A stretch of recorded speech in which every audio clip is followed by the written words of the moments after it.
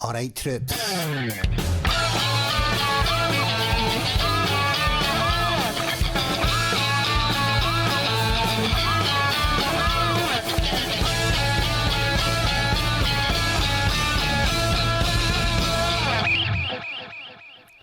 Hello, and welcome to That Mental Ginger Show with your host Andrew Durning, aka The Mental Ginger. Well, my faithful followers, you've really stepped up to the plate for me over the last month, and I appreciate every single one of you for making the channel as surprisingly successful as it has been. So I thought I would give you a little YouTube exclusive. If you do like them, we might keep them running, but who knows? But I thought for if it was going to be a one and done, we had to go big. We had to go big or go home, and I'm so proud to say that we managed to score that. We have the #1 international best-selling author and self-help specialist, Denise Michelle. Denise, it is a real privilege to have you on the show. Thank you so much for being part of our first YouTube exclusive. Thank you so much for having me, Andrew. I'm excited to be here.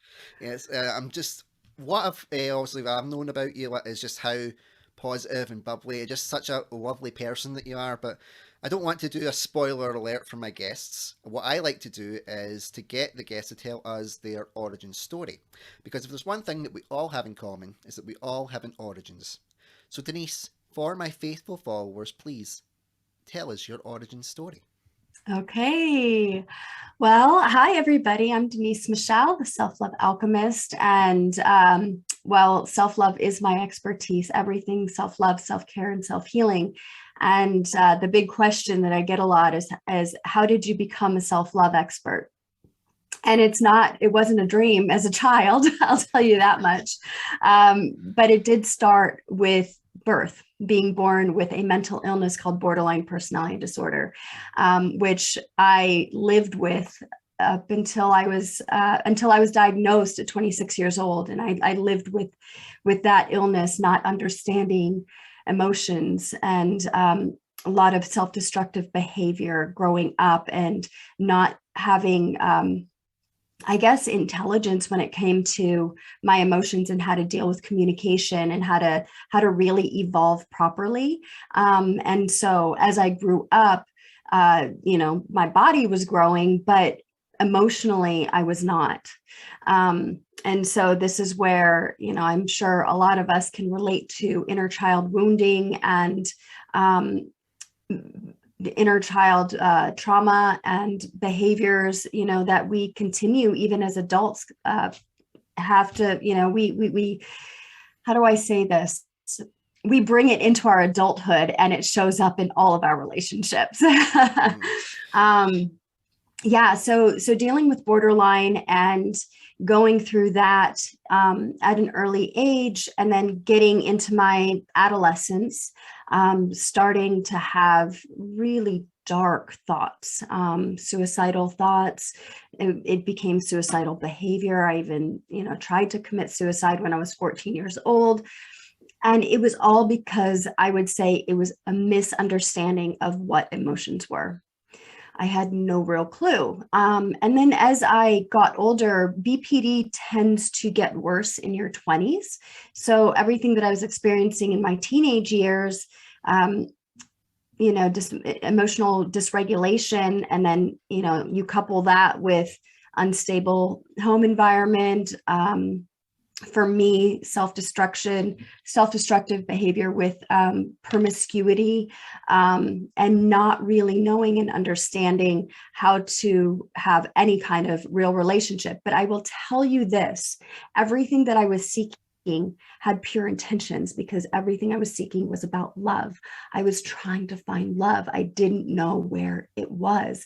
And when you grow up in a chaotic environment, you're not taught what love is. And so I really looked at things like movies and TV shows, and, I watched things and I was like, oh, is that what love is? And then I would try to mimic that.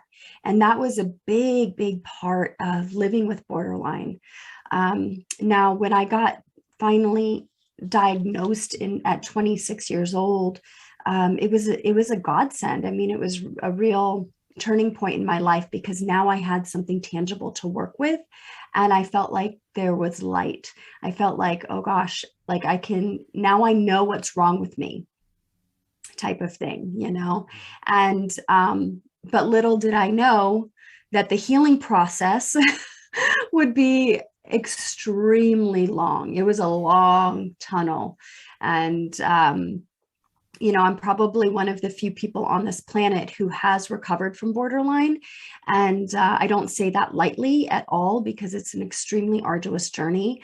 From the time I was 22 to my late 30s, it took me 14 years to really break through it. And, obviously now I'm here not just to educate on, mental wellness and really taking care of our well-being, but it's also just to help break the stigma around mental health. Because, if you look at me, I look like a very normal person. I always looked like a normal person because I was functioning, but on the inside I wasn't. So that's where it starts to get messy. But all of this really led me into self-discovery and wanting to learn and wanting to understand. And I just really dove in deep with books starting out. And then it perpetuated into obviously counseling and going into full dialectical behavior treatment, which I did that at 28 years old. I was in that program for 9 months to save my life. And then after that, it led me to become a yoga teacher. And I said, I want to be in service. I want to start helping people. And it led me into the next phases of my life and everything that I'm doing now. So tell me about how it led into specifically self-love, because you've been working on yourself up to this point, and I must say, incredibly courageous. So challenging to try and figure out emotions that you don't really understand. I mean, I always feel like that, and I'm 34 sometimes. Yeah. I've not had I've just been told, yeah, you're nuts, deal with it. Yeah. Which is my way of kind of is trying to break the tension and break the humor, but failing miserably.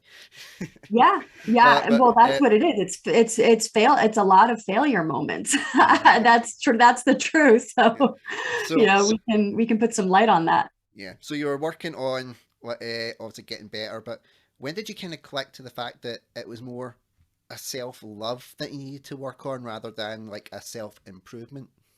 Yeah. So that happened. So in 2013, I got into a really bad surfing accident that split my face open. And I call that my spiritual awakening, because that's really what broke me open to my spiritual practices. Before then, I was a practicing yogi. I owned a yoga studio. I was also depleting myself because I was in such service. I thought that I had to basically give all of myself, and I left myself with nothing. So that was a big problem, because on the outside, here I am, this yogi, it looks like I'm living my dream life, but on the inside, I was not having fun. I was burned out. I was getting tired, and I knew something needed to change. And I was surfing a lot. That surfing was kind of my saving grace at that time, and got into this accident, broke me open. And oh my gosh, it's like all my stuff came to surface. Stuff that I hadn't seen yet, stuff that I hadn't healed yet. It was like the great awakening for me. And that's when I started working with like all the really deep spiritual woo-woo kind of like out there stuff that you can't, you're not going to be able to pay for this stuff with insurance. Mm-hmm. Like this was all out of pocket. And this was like, okay, now I have to get serious about my healing, where I had thought, it's almost like when you go through your healing process. Apologize, I don't know what's happening with my camera today. Oh, that's all right. It's still a lovely picture of you, I have to say. Oh, thank you. Yeah. So I didn't know what was happening within myself, and I was doing everything that I could to try to keep it together. And whatever was what needed to happen through me was now taking precedent. And I realized that I wasn't actually self-caring. I wasn't loving myself. I was criticizing myself. I was judging myself. I was holding myself. Basically, it was like I was holding myself underwater in a way, and I was like, this is not authentic. And I had to go through even more healing at that point. And when I embraced that and I started geeking out on this stuff, um, I started studying everything, even from my diet. I started doing more cleanses and detoxes. And because I knew, well, food and the things that you're putting in your body, that has a direct effect on the way that you are emoting, your emotions are moving through you. I knew that much. And so that led into even deeper stuff like, oh, okay, well, what's another modality that I can work with? Oh, EFT tapping on meridians. I was already practiced and studied as a massage therapist. So I knew, just, from studying shiatsu massage, I was like, there is great value in this. And so when I realized, okay, tapping, and then you're talking at the same time and doing this, like, it's almost like this talk therapy and tapping, and you're like, whoa, I'm clearing stuff out. And then it led to me wanting to go deeper into energy work, where I studied Reiki, I studied sound healing, and yeah, I was just really geeking out on this stuff and going deep. And it eventually led me into closing the yoga studio and being solo for a while. And then from there, a couple of years later, I was met with my first real mentor. And that was about 4.5 years ago now. Right, so tell me about this mentorship, and explain it for not only myself but the audience as well. How did that kind of come about? What was the process behind it? Yeah, the process behind finding my mentor was letting go of resistance. I tried to do it on my own because I was a warrior and I can do this. I'm strong. I'm courageous. I don't need help. So I you're don't kind of like need Destiny's someone. Child in it. You're a survivor, not going to give up. Yeah, right, right. And I wanted to just really push myself to that point of like, yeah, I can totally do this on my own. And there comes a humbling moment. And for me, it was in 10 days silent Vipassana meditation that I realized I couldn't do it by myself. Um, So what's that? Was it aposta meditation that you said? Vipassana. All right. Yes, they Oh, actually do this all over the world. It's a particular meditation that is completely silent for 10 days, and it's intense because there's no reading, there's no writing, there's no yoga, there's no exercise of any kind. There's no eye contact. The men and women are completely separated, wow. and you are meditating for a minimum of 10 hours a day. Three of those sessions, there were hour-long sessions, morning, afternoon, and evening. You cannot move 1 inch. So Wow. it's deep Please tell me stuff. you didn't get like any itches. Oh, Like, you and do. You you're do. just sitting having to fight it. Wow, You that's have to face even that is everything. some like determination. I could It's not do that. and it's taxing. It's painful on the body. It's painful on the mind. It's painful on the spirit. Um, Power to you for that. yeah, and but it led me into what I would say was another great awakening of I need support. I actually need help. And when I came home, I actually fell into a bit of a really deep, dark depression, and I asked for guidance, and I don't know where to go from here. I know yoga is not my full path. I know massage therapy is not my full path. I know energy work is not my full path. What is my full path? I need you to show me. And it just so happened that my friend had invited me to go to a 3-day seminar with this woman named Mary Morrissey. And something, I just heard my intuition, the whisper, the voice say, Hmm. wait until Dream Builder Live, wait until Mary's event. And that was what shifted me. I started coming back to life at that event. And I mean, I was so deep in it at that point that I sat in the back. I couldn't even clap. I couldn't dance. I couldn't see myself, but there was something that she was awakening in me throughout that first day, that by the end of the first day, I started to see myself again. I started to come to life again. And I decided to sign up for her coaching certification program because she had the tools. She had the structure that I was looking for Yeah. on actually how to do this, on how to create programs, how to teach what I know, and how to serve my true purpose on this planet.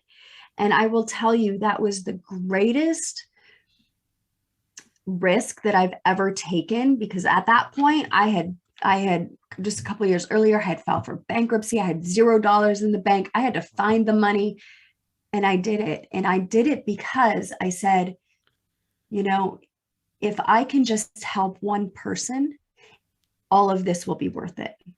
And it was. And it Well, was. that is Yeah. absolutely brilliant. So, obviously, I don't want to give too much of your self love game away, otherwise, that might take away your clients, you know. But, but so, what would you say would be the first step of self actualization, of finding that self love? Just the first step. We don't need to spoiler alert the whole program, because I want to guide people towards you. Well, it's about awareness. It's about stopping, pausing, taking a pause and noticing, are you happy? Look at your life, take inventory. And I break it down. So the way that I break it down for people is I break it down into 4 quadrants. I break it down in their health, in their love and relationships, in their career, and in their freedom. So that usually looks like time and money freedom. And I break it down, and I say, take a look at these areas. Are you 100% satisfied in all of these areas of your life?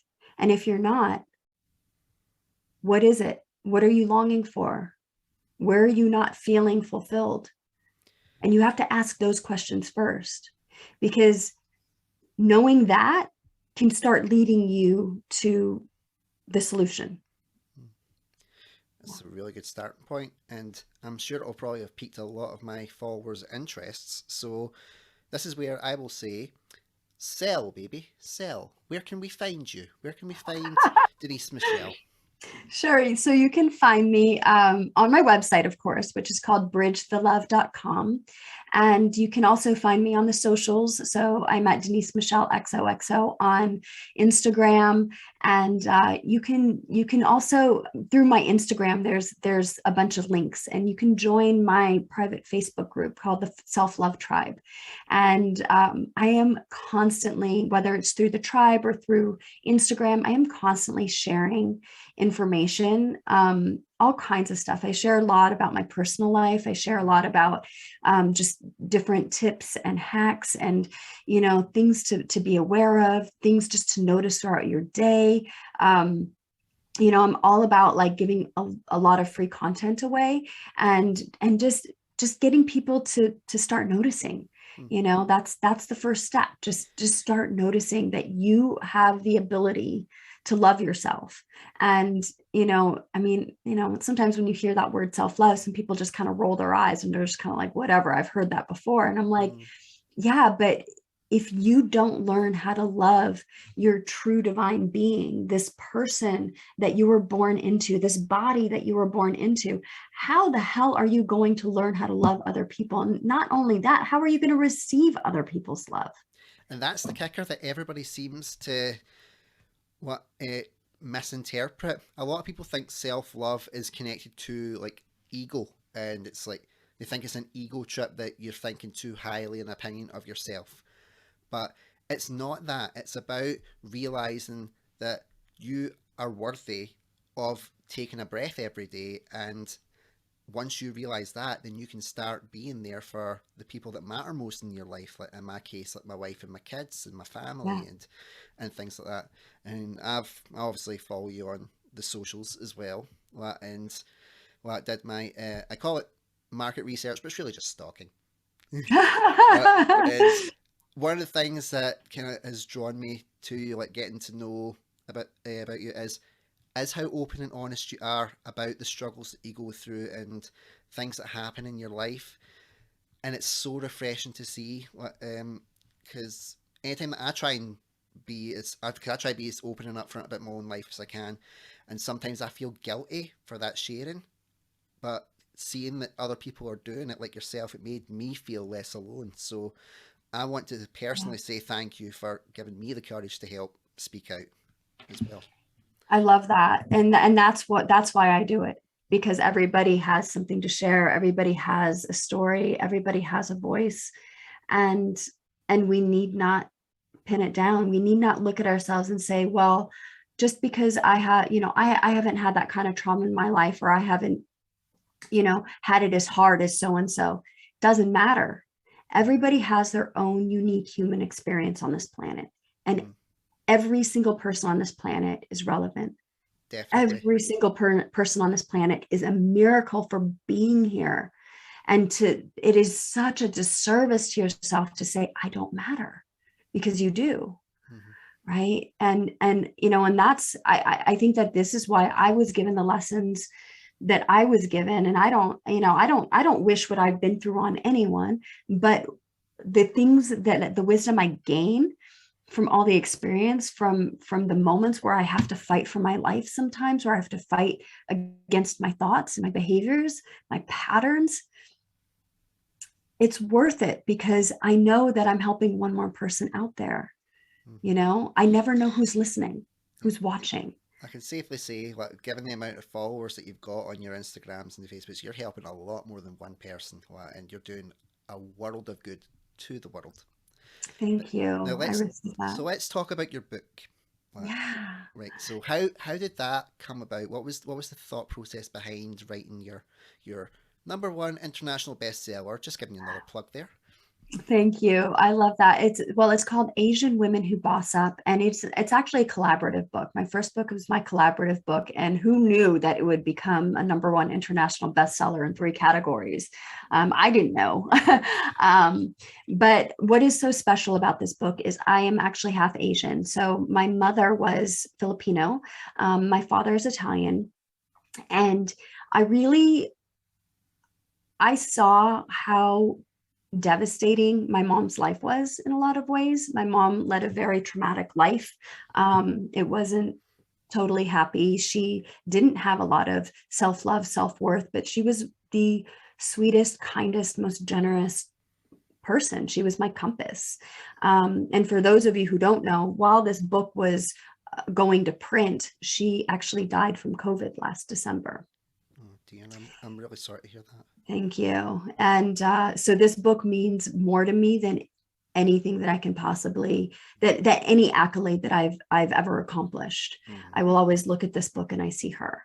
Um, Well, like you said, considering it's been a number one international bestseller in three categories, like it's definitely more than just like an honor to your mother. It's that shining beacon to so many people, including your mother, and I have no doubt she is 100% proud of you wherever she is right now, living her best spiritual life, as they say. yeah, yeah, I feel that. I feel that, and I know.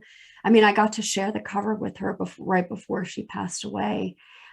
So I was really grateful she got to see that, and she was so proud, and she was so grateful, and I think she knew that she wasn't going to be around to read the book. But what this book is, it's really special. It's a collaborative book about Asian women, and there's no other book out there like this, which makes it even more, I think, just Mm. spectacular, Yeah, and it's just unique. It's tapping into outstanding. a market that no one Yeah. really knows about, and a lot of people would want to be curious about and find out about. Yeah, and these stories are relevant to everyone. I mean, we get raw in these stories. I mean, we talk about drug addiction, alcoholism. We talk about women who had breast cancer and overcome it, who have lost 7 and 8 figure businesses and rose from that to rebuild something new. I mean, it goes deep and it's beautiful, and it's really wonderful to see that, you know. again, it just comes down to, we all have a voice. We all have something to share. And, you know, because there's 18 stories in this book,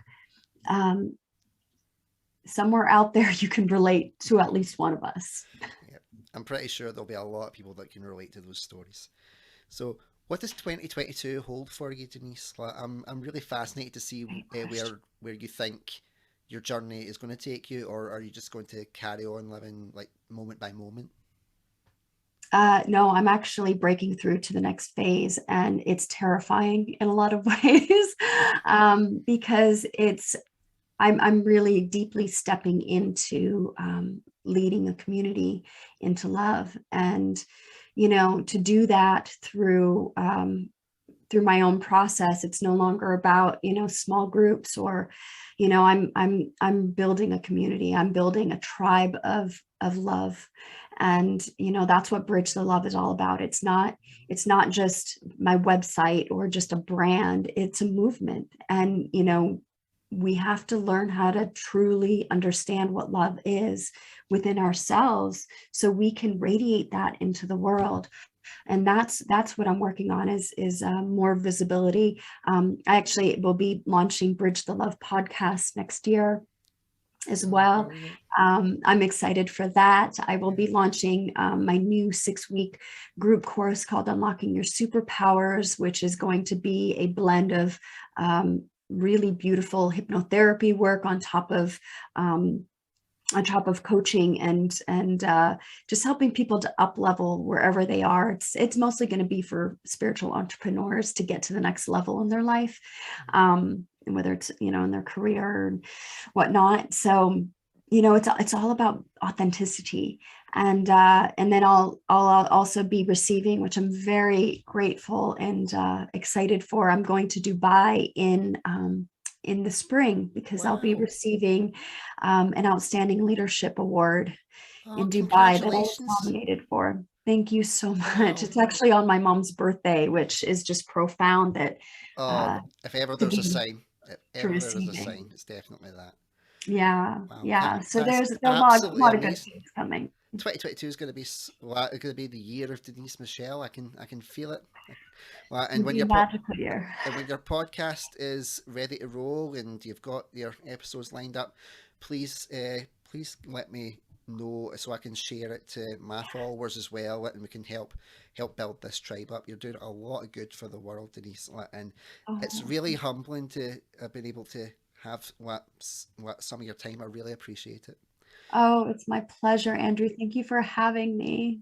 So we are starting to come up on time, so I will round off this segment by asking you what I ask all my guests. If you could give one piece of advice to anybody that's struggling with mental health issues at this moment in time, what would that piece of advice be and why? Gosh, I get like emotional, just even I'm emotional just even thinking about what I'm going to say to you, because it's so simple, yet it's so profound. And all I can say to you is, be kind. Be kind. Mm-hmm. Be kind to yourself, and know that you are doing the best that you can every day. That as long as you keep going, if you get out of bed today and that's all you can do, that's okay. If all you can do is feed yourself and brush your teeth, that's okay. Don't think that what one person has done, just because they're a little bit further down the road than you are, that you're not going to get there. It's the baby steps that count. So keep going, keep being kind to yourself, keep forgiving yourself, keep knowing that I'm just doing the best that I can. That's well, there's a reason why you always get choked up when you say that. I can tell because it just comes straight from your soul, and that is absolutely brilliant. It's true. It's so simple. Be kind. Be kind. Right. Yeah. So we now move on to the tribe's favourite segment, which is Ask Andrew Anything. Now, for my regular listeners, after me grilling my guest for approximately 29 minutes and 30 seconds, this is where we get to turn the tables and the guest gets to ask me a question. This could go really well, this could go really badly, but that's all part of the fun. So, Denise, do you have a question for this mental ginger? Yeah, I would really love to know what continues to drive you in serving in this way, sharing the Mental Ginger podcast. Very good question. Well, and I'm glad that you've asked me. My family are the sole reason that I take a breath every morning and think I can handle the rest of my life. Seeing my twin boys, Kieran and Connor, just grow and develop and thrive and just experience new things, it fills my heart with so much joy. My wife Alison is the best thing that has ever happened to me, and ever will happen to me. I thoroughly believe that. If it wasn't for my little family, I'm 100% certain I would not be on this earth anymore. It was so, I never felt like I had anything that really kind of grounded me. And I know that could seem selfish to like my parents and siblings and stuff like that, but when you're in that place, you don't think you're worthwhile to anybody. You just think everybody would be better off without you. But when you have that laser focus of you are a provider, you're a husband, you're a father, you have to help them. That's what gets me out of my bed every morning, and it continues to make me go to my day job, and then carry on doing the podcast as well.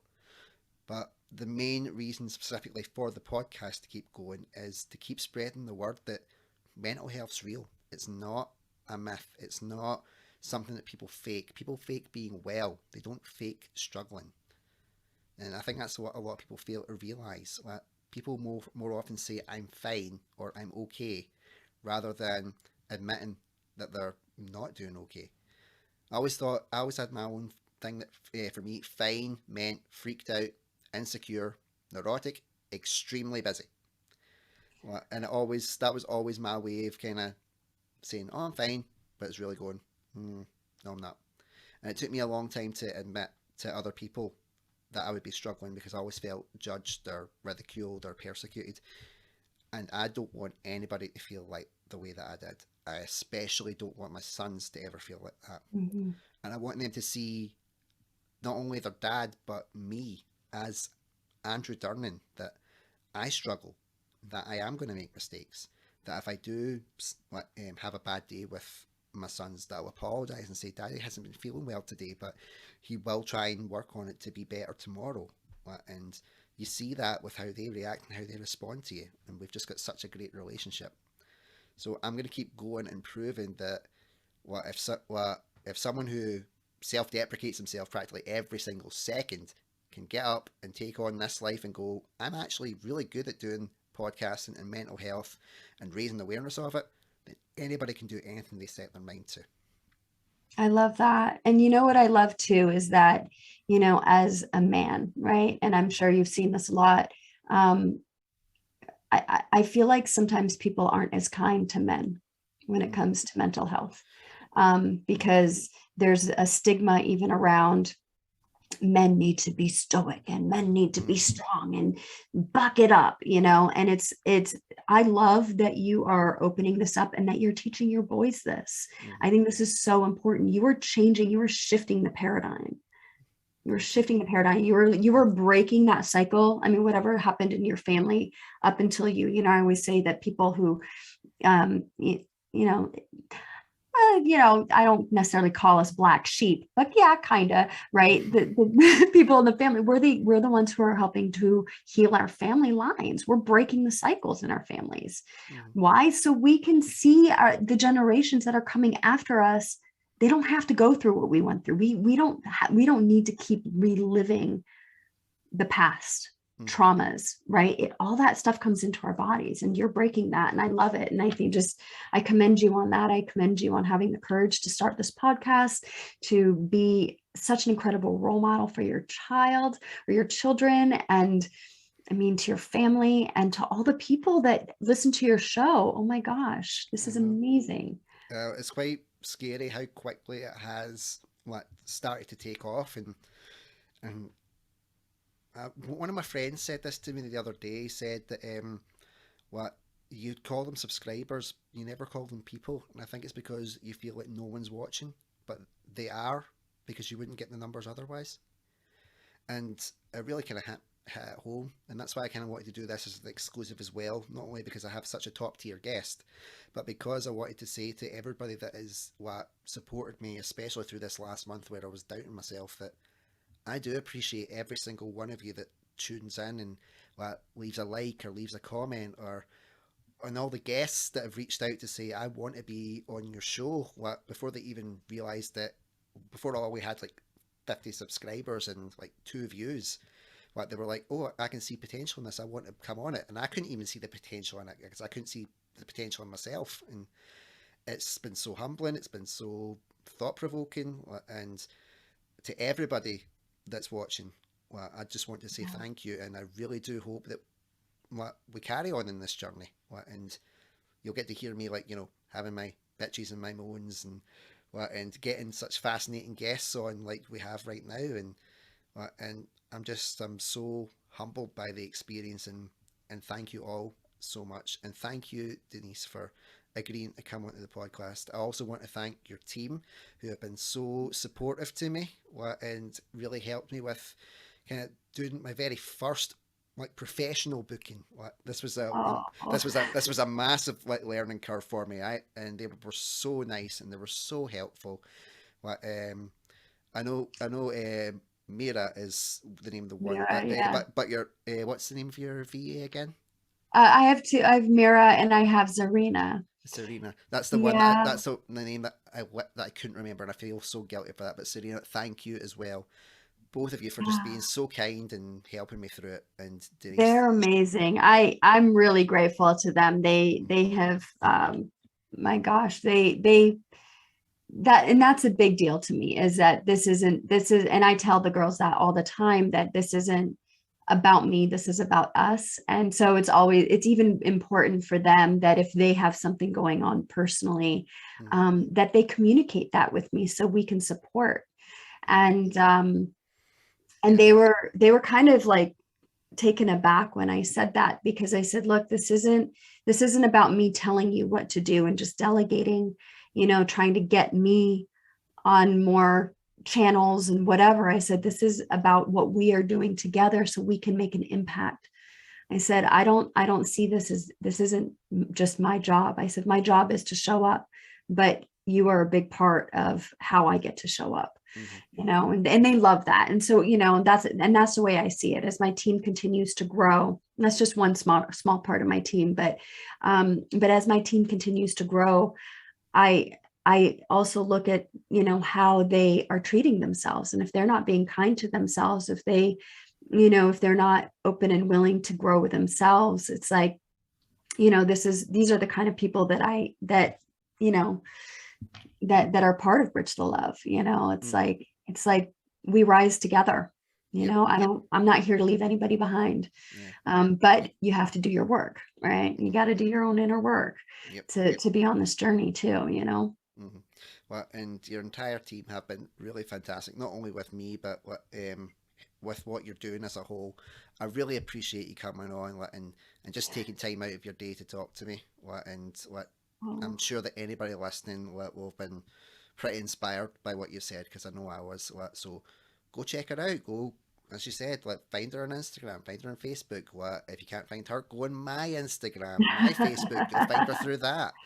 When her podcast comes out, I've already said, hit me up with the links. I'll do some promoting on my end as well. With the little followers that I have. So Denise, you're an absolute pleasure. You've been such a ray of sunshine for me, and when today has not been a particularly good day for me. oh, And I really appreciate it. Well, obviously aside from my wife and my kids, but you've really helped give my mood that little jolt to know I'm going to get through another day. So until next time, my faithful followers, I have been Andrew Durning. This has been the beautiful, talented, up and coming international bestseller in 3 categories, Denise Michelle. So until next time, take care, stay safe, bye bye.